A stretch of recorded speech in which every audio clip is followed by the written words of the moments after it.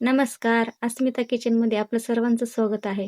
तर आज आपण वांगं बनवणार आहोत. तर वांगं कसलं बनवायचं तर आज आपण खारं वांगं बनवणार आहोत. तर खाऱ्या वांग्याला मी काय घेतलं ते तुम्ही बघू शकता. पेस्ट केलेली आहे. खोबरं आणि धने आणि 2च हिरवी मिरची घेतली आणि कांदा आहे. तुम्ही ओला पण कांदा टाकू शकतात. आता हे आपल्याला हे साहित्य आहे ते थोडंसं हलकंसं भाजून घ्यायचं तर पाहू शकता तुम्ही ह्याची पेस्ट झालेली आहे. तर त्याच्यामध्ये मी मीठ आणि थोडीशी हळद टाकून घेतलेली आहे आणि शेंगदाण्याचं कूट पण टाकून घेतलेलं आहे. असंच आता हे वांगे आपण स्वच्छ धुवून हे कट करून घेतलेले आहे. याचे 4 भाग करायचे आहेत. किडकी आहेत का ते पाहायचं आणि हे भरून घेऊया साहित्य केलेलं आहे ते आता आपण.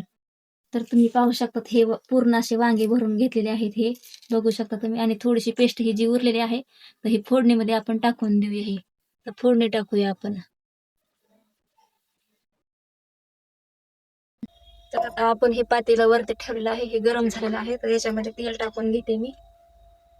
तर हे तेल तुमच्या आवडीनुसार टाकू शकता तुम्ही. तेलकट पाहिजे किंवा कमी पाहिजे ते.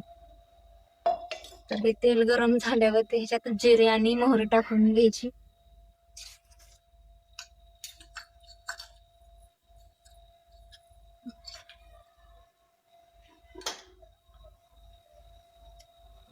जिरे मोहरी आता गरम झालेलं आहे. ते बघू शकता तडतड व्हायला लागले. हे टाकून घेतलेलं आहे. तर हे पेस्ट जी आपण अद्रक लसण कोथिंबीरची होती खोबऱ्याची ती आपण ह्याच्यामध्ये टाकून घेऊया. तरी चांगले तडतड व्हायला लागले तरी मी टाकून घेते.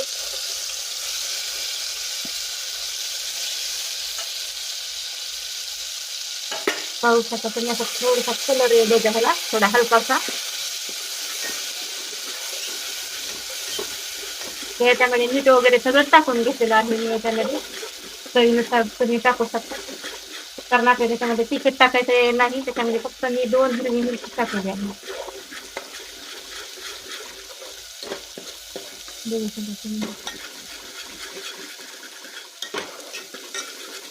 याच्यामध्ये आता आपण ही वांगे टाकून घेऊया भरलेली.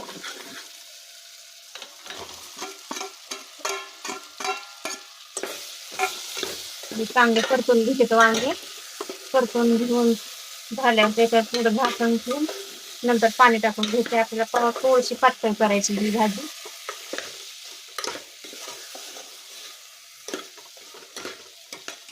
थोडस झाकून घेते. पाहू शकतात हे वांग्याची भाजी आपली तयार झाली. खारं वांग हे मस्त असं हे शिजलेलं आहे. तर हे मी प्लेटमध्ये काढून घेतलेलं आहे. तर हे तुम्ही म्हणता की कशासोबत खायचं तर हे भाकरीसोबत किंवा चपातीसोबत छान लागतं.